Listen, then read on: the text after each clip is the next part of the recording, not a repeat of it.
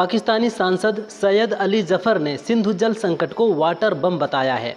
उन्होंने सरकार से मांग की है कि वो जल्द से जल्द संकट से बाहर निकलने के लिए कोई कदम उठाएं। इमरान खान के समर्थक जफर ने कहा कि हमारे हर 10 में से 9 आदमी इसी नदी पर निर्भर हैं।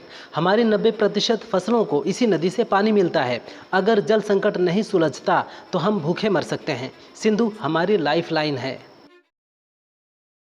भारत सरकार ने फ्लाइट के टेक ऑफ और लैंडिंग के दौरान खिड़कियां बंद रखने का आदेश जारी किया है। ये आदेश देश के 4 डिफेंस एयरपोर्ट अमृतसर, जम्मू, श्रीनगर और जैसलमेर के लिए जारी किया गया है। इन चारों एयरपोर्ट का इस्तेमाल कमर्शियल फ़्लाइट के लिए भी किया जाता है। यहाँ यात्रियों के वीडियो और फोटो लेने पर भी रोक लगाई गई है। डिफेंस एरिया की सुरक्षा को ध्यान में रखते हुए DGCA ने ये आदेश जारी किया है।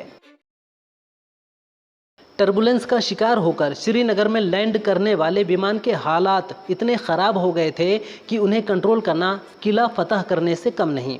DGCA के मुताबिक हवाई झटकों के दौरान विमान के नीचे गिरने की स्पीड 8500 फीट प्रति मिनट तक पहुंच गई थी, जो सामान्य स्पीड 1500 फीट प्रति मिनट से कई गुना ज़्यादा है।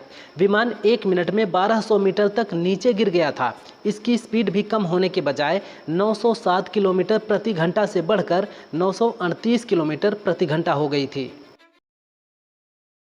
जनवरी-फरवरी 2026 में होने वाले पंचायत चुनाव में NDA यूपी में बिखर सकता है। अपना दल की अध्यक्ष अनुप्रिया पटेल ने प्रयागराज में पंचायत चुनाव अपने दम पर लड़ने का ऐलान किया है।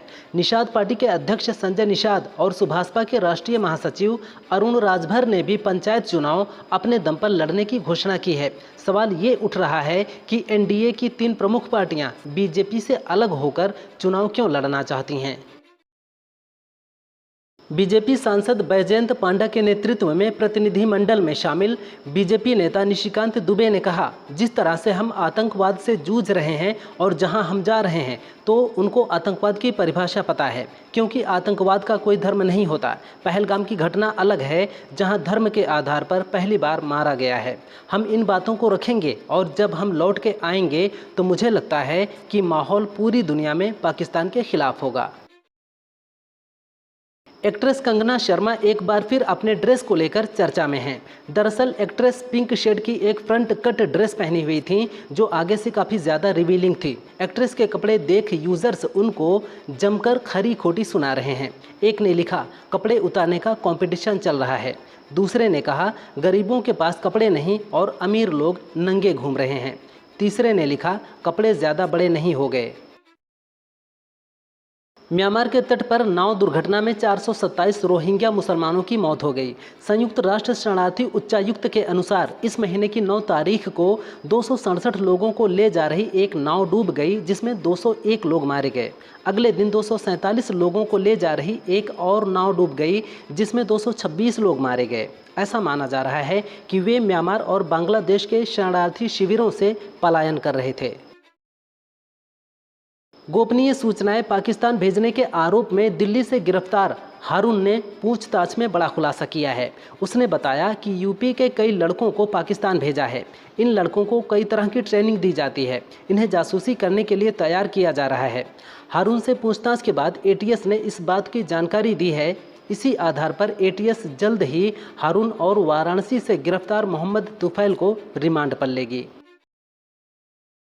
दिल्ली की राउज एवेन्यू कोर्ट के जज पर रिश्वत लेकर जमानत देने का आरोप लगा है। दिल्ली भ्रष्टाचार निरोधक ब्यूरो यानी ACB ने जब इसकी शिकायत हाई कोर्ट से की तो कोर्ट ने जज का तबादला कर दिया। वहीं ACB ने इस मामले में कोर्ट स्टाफ के खिलाफ भी FIR दर्ज की है। इस मामले ने न्यायिक प्रणाली की पारदर्शिता पर सवाल उठाए हैं। फिलहाल मामले की जाँच जारी है। कानपुर के बिल्हौर में 39 सेकंड में सांसद को 27 गालियां देने वाले चपरासी को सस्पेंड कर दिया गया है।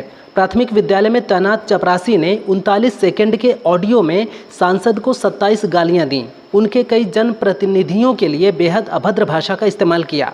ऑडियो वायरल हुआ तो BSA ने चपरासी को सस्पेंड कर दिया। बताया जा रहा है कि ये कॉल रिकॉर्डिंग स्कूल चपरासी और एक जनप्रतिनिधि के बीच का है।